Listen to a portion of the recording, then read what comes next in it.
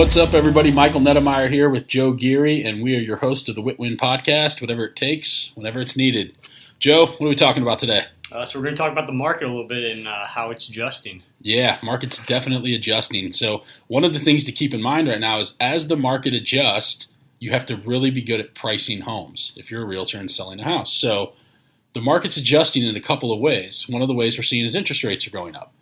Now, Joe and I were just talking about this before we got on. If you look at the interest rates right now, from a historical perspective, our interest rates are still right in line with underneath the historical average, if you will. So something to think about that we thought was kind of comical. Joe and I were talking about for the decade of the 1980s, the interest rates averaged about 16%, give or take, for 10 straight for years. 10 straight years. Yeah. So from 1980, the average interest rate in 1980 was 13.74%. And then think about this, 1981, we're sitting at 16.63%. That's the average for the whole year. 82, 16.04%, 83, 13.24, 84, 13.8. Goes on and on and on. Finally, 1990, well, I guess 1987, 86, we started hitting in the tens.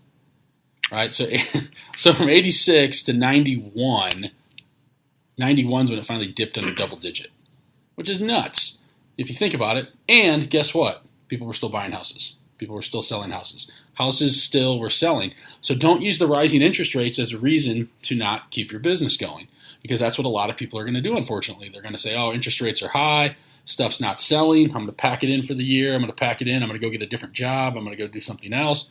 Don't use rising interest rates as a reason not to succeed.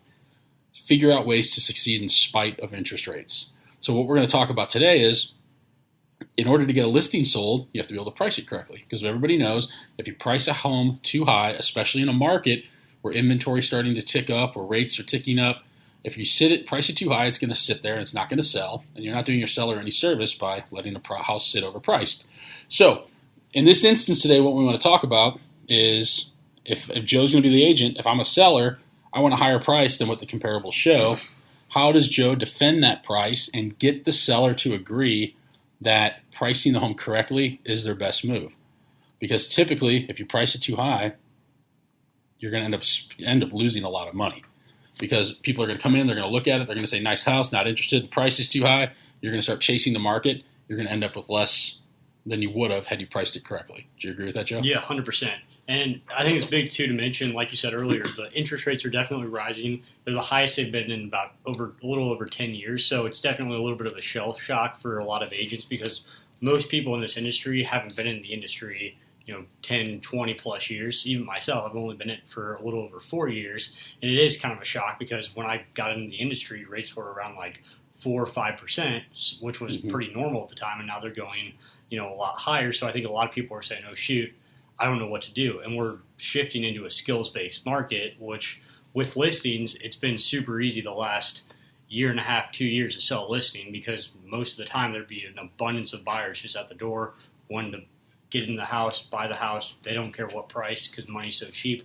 They'll pay whatever price they need to get it. Yeah, you're right. And so I just looked at something. In 2018, when you got in, the average for that year, 4.54%. So that's a super low rate right there. Yeah, it's terrific, right? And Joe and I were just talking. We both should have bought. Joe just bought his first house, and we both said we should have bought houses last year. So interest rates last year 2.96%. All right, hindsight's 2020. Everyone was worried last year about overpaying, and they weren't looking at the rate. Now they're worried about the rate, not necessarily about So the thing is, there's always a good time to buy and sell. There's always a good time to succeed in real estate.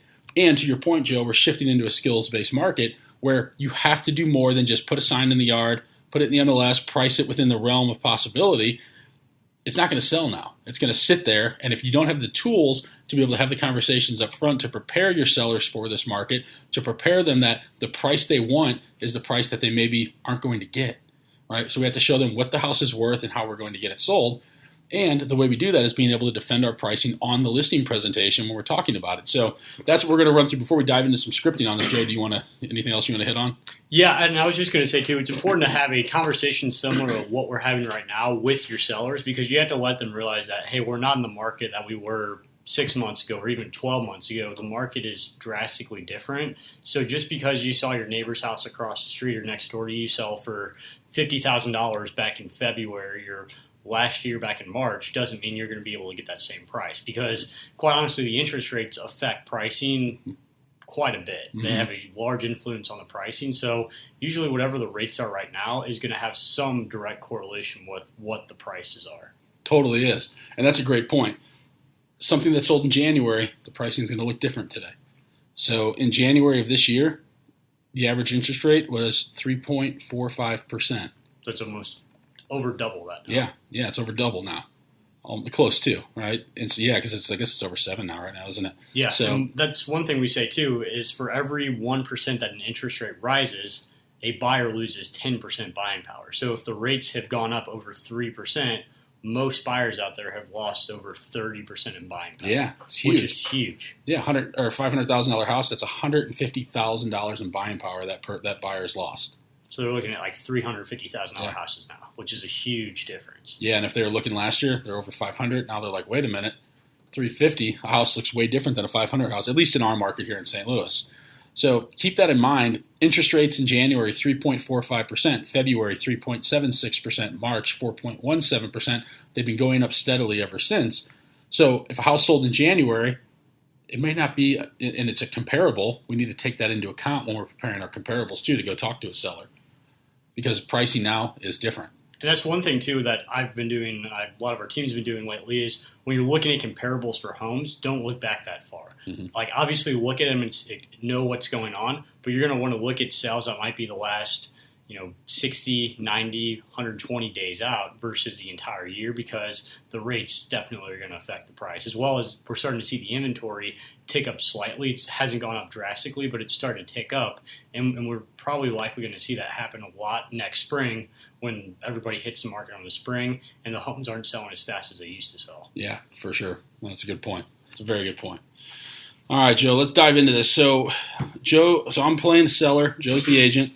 He is going to, now something we do with our team that we teach here is with pricing, we utilize a model, and essentially what we do is we pull number and a value, and basically it's called a real AVM from the tax record, which is going to give you a price. It's going to give you a price of the property.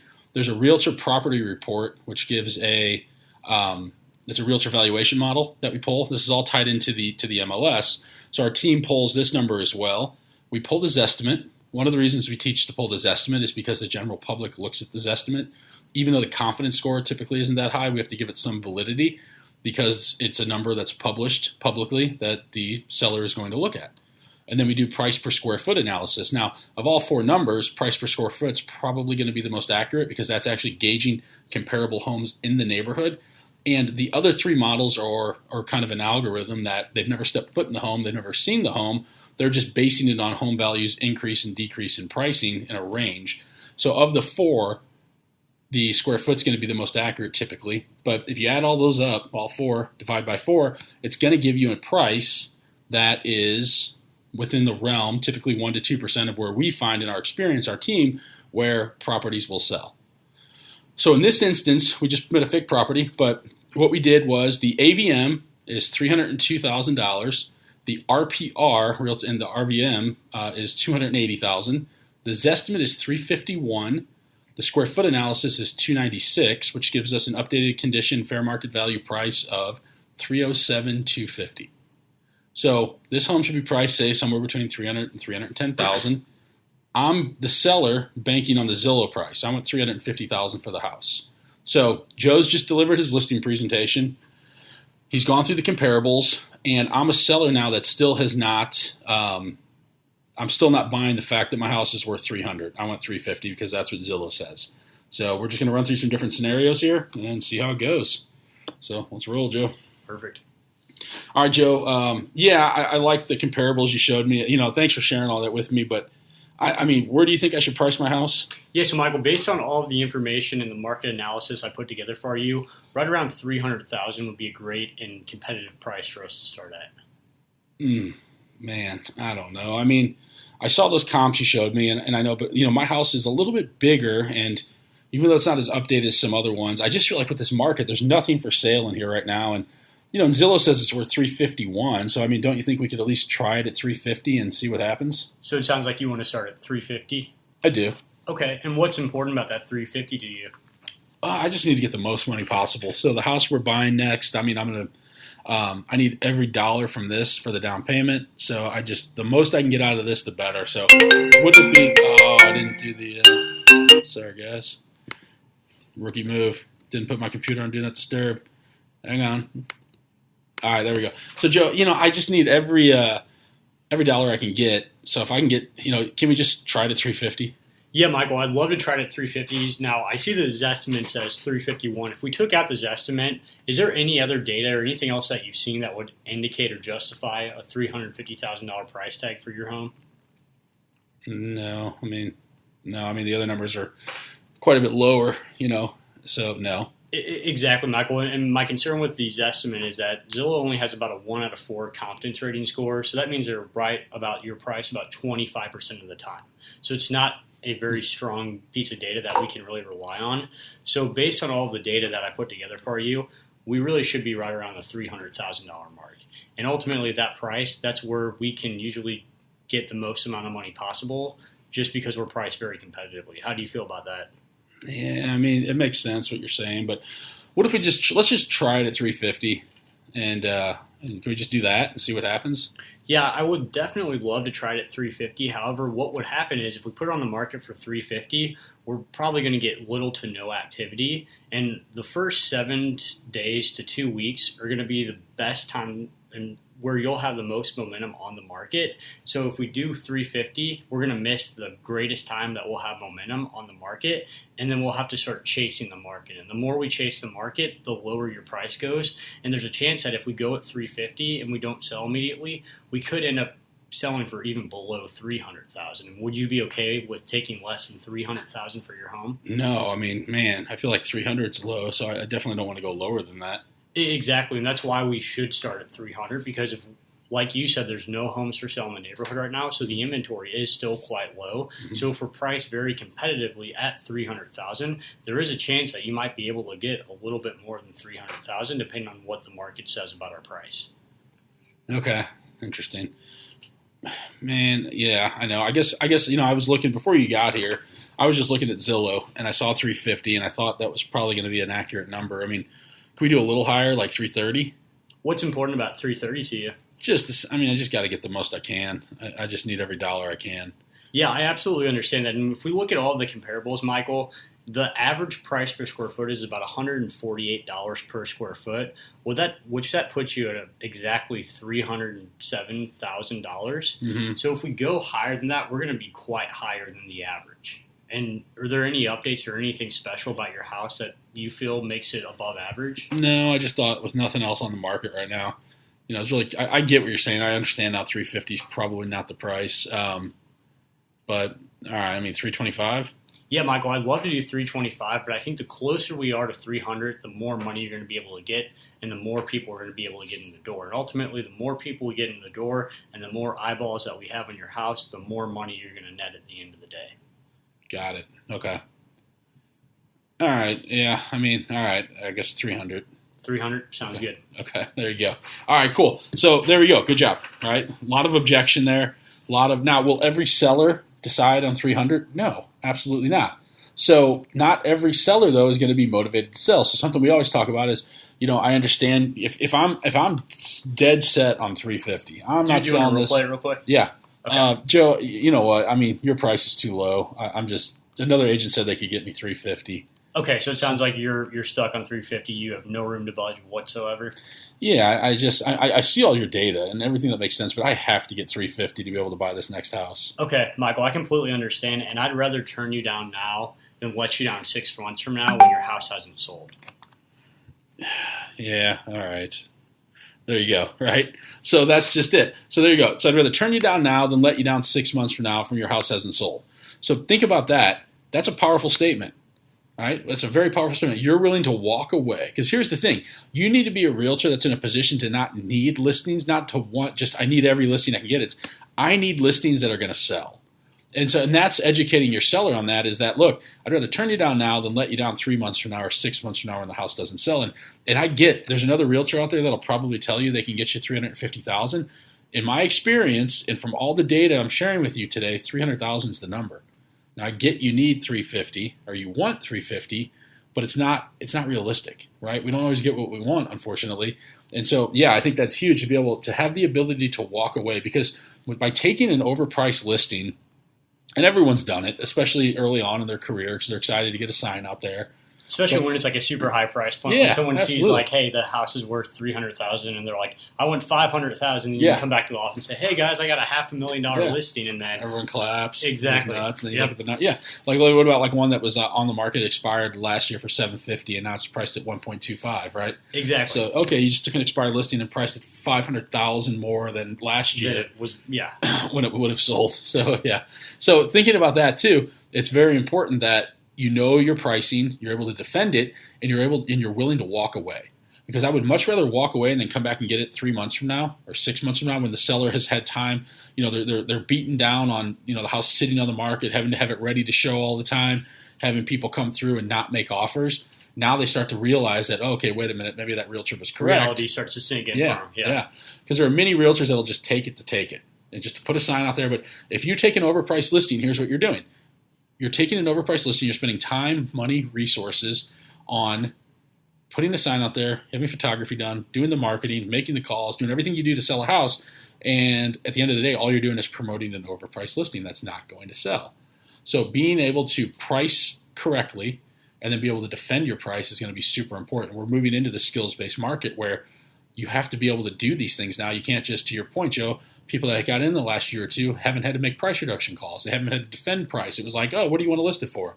$400? Great, let's list it and go.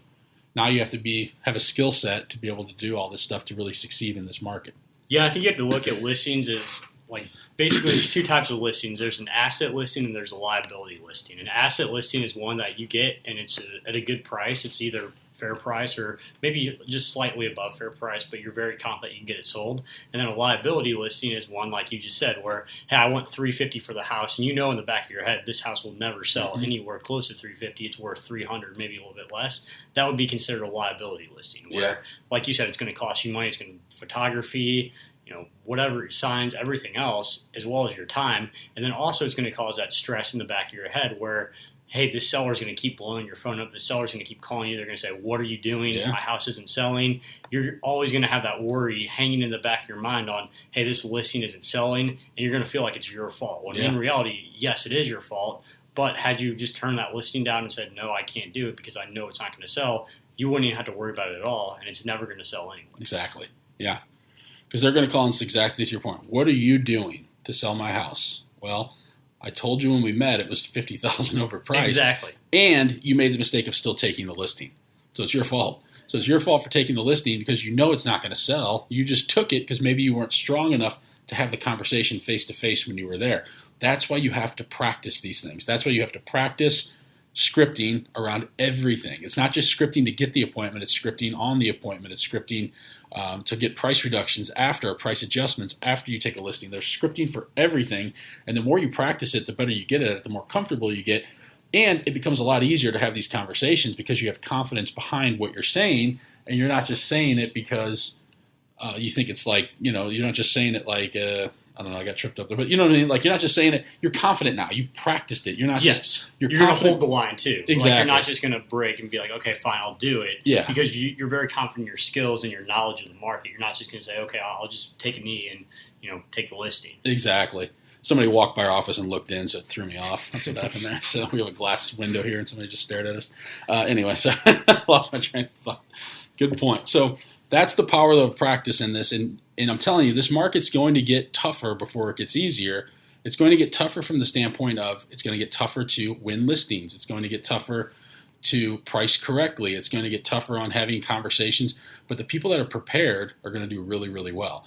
If you're prepared, you're always going to do well. The people that aren't prepared and the people that are just kind of doing this, like come in, work a little bit, they don't take it serious, they're not getting better at their skill set, those are the people that are going to suffer in this market because this is just going to be an extreme skills-based market that you're going to have to get good at this stuff if you want to thrive. 100%. I'd say one thing too is study the market. Don't just like go in your real estate office, make some phone calls, add some leads to your database and then leave. Like study the market, like know what's going on, know what the interest rates are at, know where they're heading. So then that way you can inform the consumer, because a lot of agents don't even know what's going on. Right. Like we've even had agents too. They're like, what are interest rates today? Like you should know this every single day. You should be looking all the time. That way when you're talking with sellers, you're talking with buyers, you can be the expert and the informed person on guiding them how to make the best decision instead of just someone saying, I'll have to check and see what the rates are. I don't really know what's going on in the market. It's just a crazy market. Or, the market's horrible. Well, the market's never really horrible. The market, it's like anything in life. Like it has its ups and it has its downs, but it always, over time, goes up. Exactly. And to your point about knowing interest rates, and so that should be something you look at almost daily, at least weekly. Know what rates are. A couple of things I would say that every realtor should know. Months of inventory.